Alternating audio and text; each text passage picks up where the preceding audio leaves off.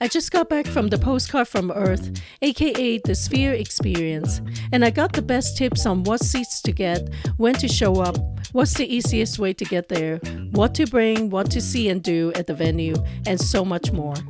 Most importantly, is the show worth the high price tag? Make sure you watch till the end, as I will share a shocking fact that some people might never be able to experience the Sphere at all. If you're one of those people but really want to go, not all hope is lost, as I will share a few tips that might be helpful.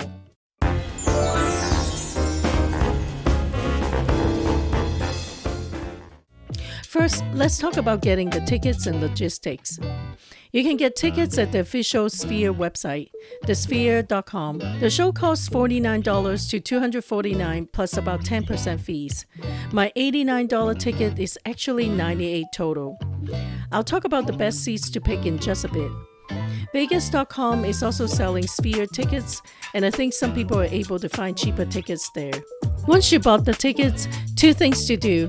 Download it to your phone and add to the wallet, and look for an email from the Sphere for some show info and venue policies a few days before the show. The best way to go to the Sphere is via the Venetian Hotel. If you have a car, you can park at Wynn Parking Garage next door for up to 4 hours for free, then walk over to the Venetian Hotel, which will connect you to the Sphere. Or you can park at the Venetian Garage. It's $15 for 4 hours, which is not bad. The official Sphere parking will cost $30 to $60. If you don't have a car, my recommendation is to take an Uber to the Venetian Hotel instead of the Sphere. The rideshare drop-off for the Sphere is at Sands Avenue and Culver Lane, which you will have to walk 5 to 10 minutes to the Sphere entrance, and the traffic can get pretty bad around the showtime. The walk from the Venetian Hotel is simple and easy. You can start at the front desk area where the rideshare drop-off is, then it will take about 10 minutes to get to the entrance.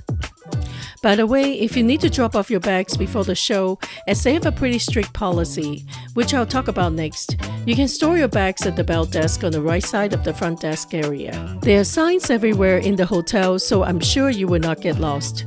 You walk through the casino towards the convention center. You will see staff members that will give you directions. The walk is super easy, and the end of the bridgeway is actually the Sphere entrance, so you can just walk right in. So what you should not bring to the show? Other than the usual things like weapon and pepper spray you can't bring inside, no camera equipment, cell phones okay though, or noise-making devices allowed, and you also cannot bring food and drinks. Now let's talk about the bag policy. Sphere only allows small fanny packs, purses and clutches around the size of 6 x 6 x 2 inches. If you need a reference, most cell phones are about 6 inches long. The bags don't have to be transparent like some stadiums require, but they do need to be small. I find it interesting that the dimension is a square size bag. What kind of bag is in square shape? Also, if most cell phones are about 6 inches long, how can the bag that holds the phone to be 6 inches? The most logical size limit should be 8 x 6 x 2, which is exactly the crossbody bag size I used. I've included the link for the bag in the description for those interested. So what time should you plan to be at the Sphere? My show was at 4:30 p.m. and they opened the door at 4 p.m. So for my case, I was in line at 3:45 and I got into the Sphere around 4:15 after the security check. Now that you've made it to the arena, let's talk about what this Sphere experience is. People might tell you it's a movie, but it's actually a two-part experience. The first part is an interactive exhibit that you're free to do or skip. The second part is the movie. There are quite a few things to do for this first part of the experience. There are a few real-life humanoid robots named Aura for you to interact with. They all focus on different topics, so even though they look identical, you should try to see them all. One of the robots will demonstrate the amazing beam-forming sound system and will give you an activity to do. You'll see how the high-quality sound is beamed to your location, and if you move around, you will hear something different. It's truly revolutionary and impressive. Despite all the noises with so many people around the robot, Aura is able to follow the conversations and move her head to look at the people talking to them.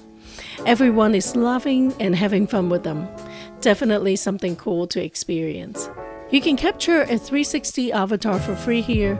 They will email you a little video clip with your avatar in it. I think this is a pretty cool free souvenir to have to remember this experience by. My tip for you is to get that done as soon as you walk into the atrium to beat the long line. In the center of the atrium, they have different holographic images displayed throughout the experience. The images are really big and tall and can be seen on different floors. There are other futuristic displays around the venue, so walk around and see what you can find.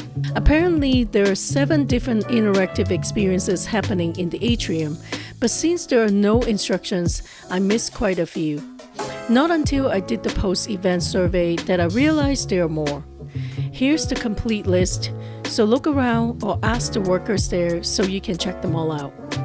There are many different places to get food and drinks before the show. Multiple self-serve locations on different levels for you to easily get your own drinks. Many bars and cafes that sell different food and drinks. Typical stadium pricing, $14 for a slice of pizza, $11 for the fries, and $7 for a bottle of water. You get the idea. Normally, I'd tell you to avoid spending that money, but for this particular place on the 6th floor Element Cafe, I actually would recommend getting the pizza and fries. Why? This is not just any generic pizza. It's from Pizza Rock, one of the best pizza places in all of Vegas. If you haven't tried a slice in the downtown location, this will be a good time to get it without taking a trip. I was very surprised about how good the rosemary garlic fries was. The crunch was pretty amazing, and the light rosemary and garlic flavor was pretty on point. Now, let's talk about the theater inside. The stairs are pretty steep. Each step is about the size of my shoe, so I can estimate it's about 9 inches or so for each step. People have tripped and fell when they try to get to the seats in the dark. So my advice is to use the handrail, don't wear high heels, watch your steps, and don't be drunk. The seats are fold-down seats, pretty comfortable, and once you sit down, it feels pretty normal. The steepness doesn't seem to be that noticeable. Our seats were section 407, row 4, seats 1 and 2.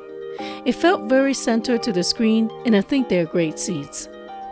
According to some dome show designer on Facebook, since the images from the edges will be distorted, the best seats will always be the center seats, both left to right and top to bottom. So section 306 will be ideal.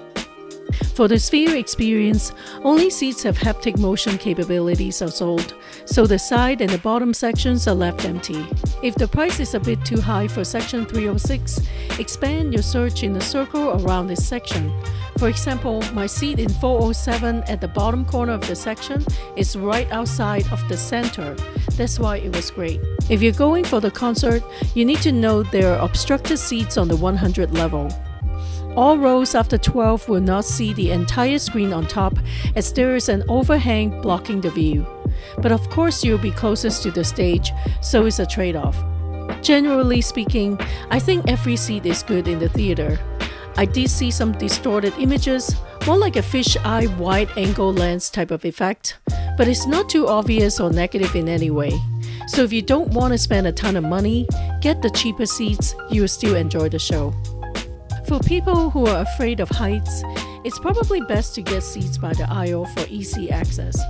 You're a bit trapped if your seat is in the middle of a section because you have to get past lots of people to get in and out, and the walking space is limited, plus no handrail to support you.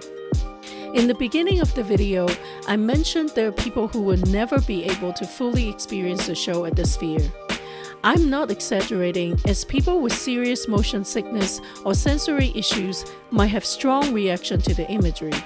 Personally, I didn't find the scenes overwhelming, but it's different for everyone. I read that someone had a panic attack during the show. It might be sensory overload, motion sickness combined. Other people have reported vertigo, dizziness, or other motion sickness symptoms. If you're prone to these issues, you might want to take some precaution before the show, like taking medication or wearing the C-band. Good news is they're equipped to help with the situation. The person who had a panic attack was sent to a sensory deprivation room to rest and recover. So if you're concerned but planning to go, get the aisle seats and go with a friend so they can call for help if needed. A couple of tips I picked up from the dome show expert that might be helpful for you if you have these concerns. Look down on the floor when you walk up to your seats. Don't look around until you sit down. During the show, if you start to feel any motion sickness, look down to your feet and breathe. Let it pass before looking up at the show again. Obviously, I'm no expert, just sharing what I read online. If you have any health concerns, you should consult with your doctor before going to the show. So, how was the show? It was amazing from the visual and sound perspective. The storyline is thin, but you should know the story is not what you came for. This is a full sensory experience. The 18K visuals, innovative sound system and effects are the entree, and the rest is just side dishes and desserts. I got some wow moments here and there, but overall speaking, the movie wasn't the most captivating show. I think mainly due to the lack of emotional connection. If you're into nature films, documentary style of movie, you'll probably love it. I suggest to put all your focus on the stunning visuals and sound. Just enjoy it like a scenery film. For people who get bored easy and want to have mainstream entertainment, you might want to check out the concert instead. Just 2 more things to share about the show. Don't forget to look up and around. Remember, this is not a regular movie screen, it's a dome. There are lots to see other than what's in front. Also, I heard that the wind and the smell effect might be stronger in the center section, as I didn't feel too much of those special effects at my seat. So do I think it's worth the price tag? Yes, but only if I can get the ticket for around $100. The experience was really great and impressive. But it's still just an interactive exhibit and a show. $100 seems right to me. I hope they will come up with even more interesting shows and ideas, and I will definitely be back. The Sphere is no doubt a game changer. If you're still here, let me share a bonus tip to take a nice picture and see the outside Sphere show after the event. When you leave via the Venetian Bridgeway, on your right here, you'll see some exit doors. Step outside and you will see the Sphere right there. I waited for 15 minutes to see the emoji face. That's one of my favorite Sphere images so far. If you have any other questions about the Sphere experience, please leave a comment and I'll try my best to answer them. If you've been to the show, I would love to hear what you think of it. For those who haven't seen the wonderful Sphere show from the outside, check it out here and I'll see you there.